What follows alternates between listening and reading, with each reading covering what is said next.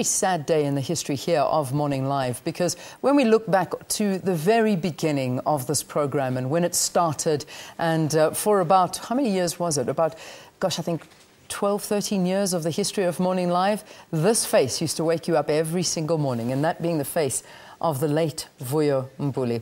Unfortunately, it was this day back in 2013 that he lost his life. It was to an embolism, an aneurysm, I beg your pardon, a pulmonary embolism.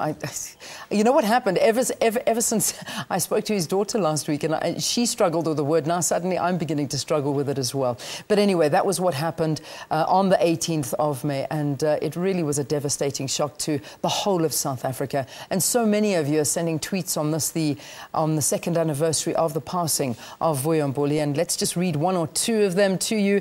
Protus writes to us here saying, "We sadly miss Vuyo, particularly when he used to say, 'Andile, she knows the weather.'" Yeah, we know that. I remember that very, very well. Thomas writing in and saying, "I can't believe it's been 2 years already. Vuyo will always be in our hearts," and he certainly will. That goes without saying. Malobanati saying, "My girlfriend had a tear in her eyes when she was telling me about growing up watching Vuyo every morning from primary all the way through to high school. That's how many years he's been in our lives, or he was in our lives for," and that's true. I know so many people talk to me and tell me, "Gosh, you know, I watched through the whole of school and into high school." And I can only imagine that this guy, who not only was on Morning Live, but on so many other programs, was watching over you during your whole schooling and whatever career you through. Another person writing in, don't go away from me now, Twitter. This is not the time to go. Another person writing in, Lopez, Provence, saying, "Time really flies, but he is so dearly missed." Puti Teka saying, "We will always remember Vuyo. Please be comforted, Leanne." Yeah, thank you very much, Puti.